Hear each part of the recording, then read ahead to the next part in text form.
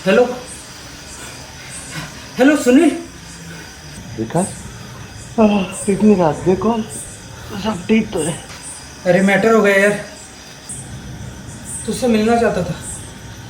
हाँ ठीक है, सुबह मिलते हैं ना बालू चाय वाले के पास। सुबह? हाँ चल चल ठीक है।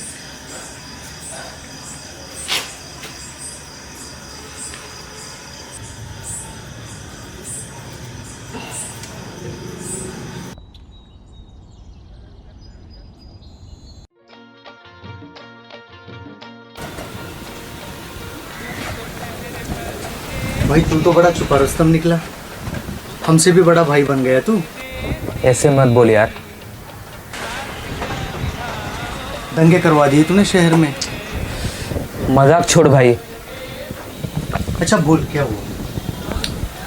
सुन, तेरे यहाँ मेरे रहने का इंतजाम हो सकता है?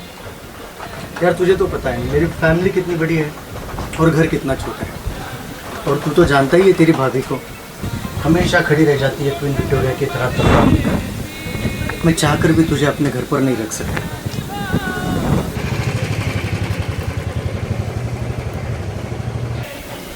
सुन, मेरे पास एक जिंटेक आइडिया है। क्या? अपन के एरिया में एक मामू मास्टर रहता है जिसका बेटा बहू पोता सब अमेरिका में है। उनके नाम पे अपन उसको येड़ा बना के पेड़ा खा सकते हैं। मतलब? बालू कटिंग करे लो सर।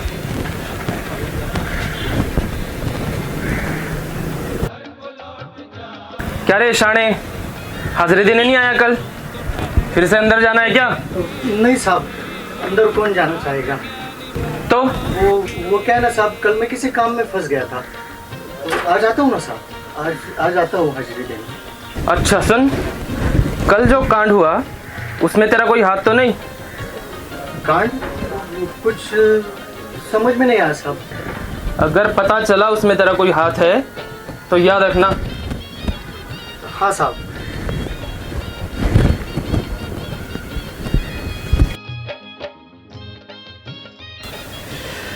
मेरी तो जान निकल गई थी यार। अभी छोड़ ना, आज तक एक पॉकेट मार नहीं पकड़ पाया और मुझे पकड़ने निकला।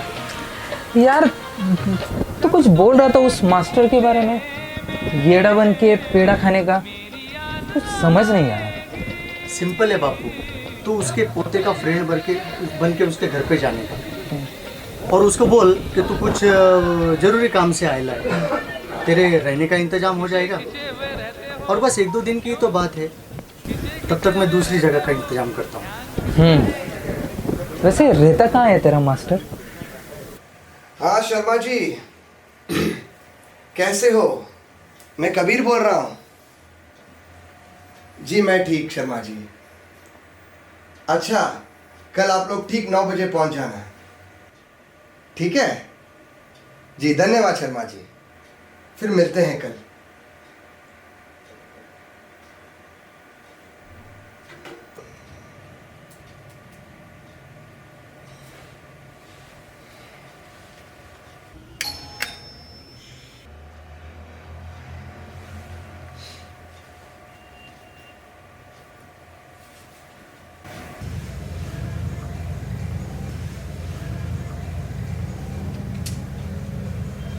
जी नमस्ते दादाजी, मैं विकास।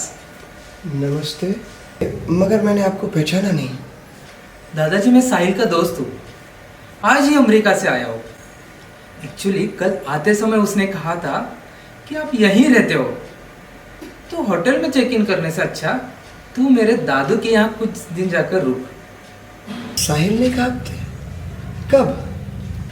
कल रात को ही, बहुत जिद कर रहा था, तो मैंने सोचा इस बहाने आपसे मुलाकात भी हो जाएगी, आपकी थोड़ी सेवा भी कर लूंगा। अरे आप बाहर क्यों खड़े हो? आ जाओ अंदर, बैठो।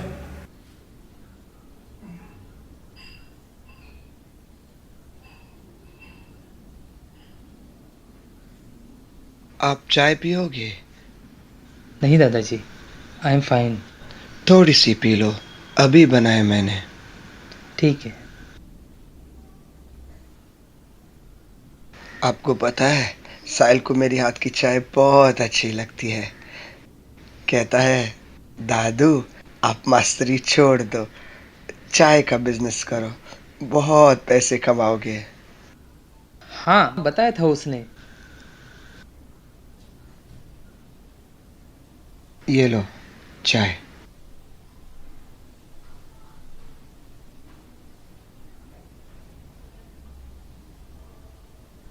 मगर बेटा, भारत कैसे आना हुआ? बिजनेस दादाजी, एक दो दिन में मेरा काम खत्म हो जाएगा, फिर यहाँ से हमेशा के लिए बाहर ही जाना है। बढ़िया, बहुत तरक्की करो। मगर मेरी बात एक ज़रूर याद रखना, जिस देश में आपने जन्म लिया है उस देश को कभी मत भूलना, और जिन लोगों ने आपका हर पल साथ दिया है उन लोगों का साथ कभी मत छोड़ना।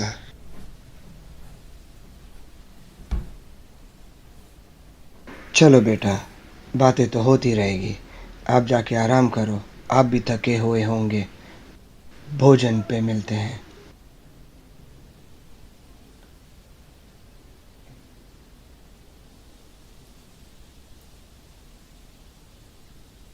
आप गीता पढ़ते हो?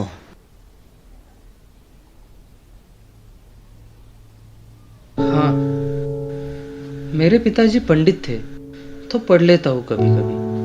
उनके मौत के बाद बस यही एक निशानी रह गई है।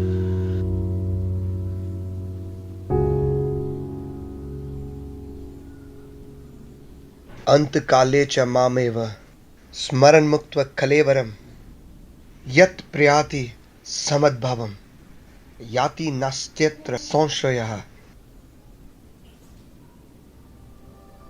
आपने गीता पढ़ी है? Yes, for 40 years I've been a Sanskrit professor for the universities. मेरे नाम पे मत जाना। I feel मानवता ही जीवन का सबसे बड़ा धर्म है। 40 साल लगे यही बच्चों को समझाते हुए। तुम्हें पता है, मेरा जन्म एक मुस्लिम परिवार में हुआ, पर बहुत ही छोटी उम्र में मेरे माता पिता भगवान को प्यारे हो गए। मेरी परवरिश एक हिंदू परिवार में हुई। उस परिवार ने कभी भी मुझे अपने से अलग नहीं समझा। पर आज जब जाति धर्म के नाम पर जो हिंसा हो रहा है, वो देखकर मेरा दिल टूट जाता है। ये लो, टेस्ट करो।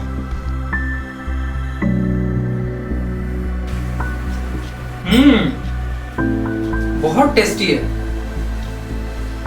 मेरी मम्मी भी ऐसी खीर बनाया करती थी। लेकिन आज खीर क्यों? Anything special? हाँ, कल गेस्ट आने वाले हैं, तो सोचा मैं थोड़ा प्रैक्टिस वगैरह कर लूं। अच्छा सुनो बेटा, कल सुबह जल्दी उठना। It's a very special day tomorrow. अब जाओ, सो जाओ, आप भी थक गए होंगे।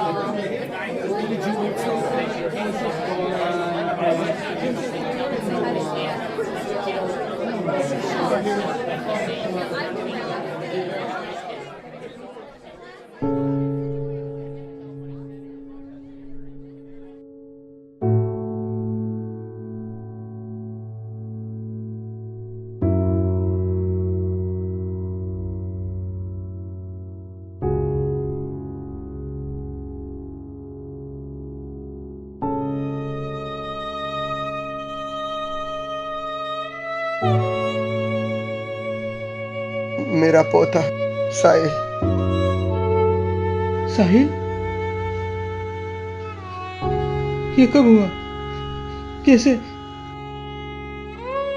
1 साल पहले जो शहर में धर्म के नाम पे दंगे हुए, उस दंगों में मेरे पूरे परिवार को अपनी जान गंवानी पड़ी। इस परिस्थितियों में मुझ में भी प्रतिशोध की भावना जाग गई, पर मेरे माता पिता के दिए हुए संस्कार ने मुझे रोक दिया।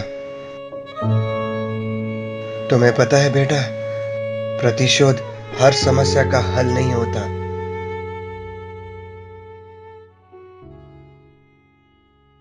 दादाजी, ये जानते हुए भी कि मैं आपसे झूठ बोल रहा हूं, फिर भी आपने मुझे यहां रहने की इजाजत दी। क्यों?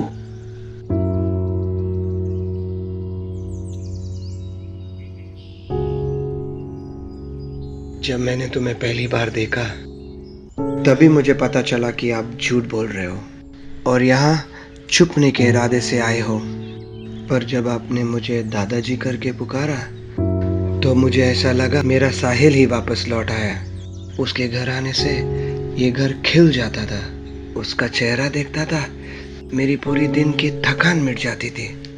वैसा ही कुछ आपके आने से मुझे महसूस हुआ। मैं चाहता तो कल ही तुम्हें पुलिस के हवाले कर देता, पर तुम्हें देखकर मुझे ऐसा लगा कि तुम बुरे नहीं हो, सिर्फ राह भटक गए हो। इसलिए मैंने तुम्हें यहाँ रहने की इजाजत दी। दादाजी, मैंने मेरे माँ पिताजी दोनों को अपने आंखों के सामने जलते देखा है। उन्हें खो देने के बाद मुझे लगा खून खराबा, दंगे फसाद करके मैं अपना बदला ले सकूंगा। लेकिन आज आपकी बातें सुनकर, आपकी कहानी सुनकर मेरा मन सुन्न हो गया है। आज मैं जान चुका हूं कि किसी को डराना, किसी को मारना कायरता है, और डर फैलाना जहर फैलाने से कम नहीं है। 100 गुंडे पालने से अच्छा है 100 अनाथ बच्चों को पाल पोस कर पुण्य कमाओ। आज आपने मेरा जीवन पथ बदलकर मुझे नया जन्म दिया है। हो सके तो मुझे माफ कर दीजिए दादाजी, माफ कर दीजिए।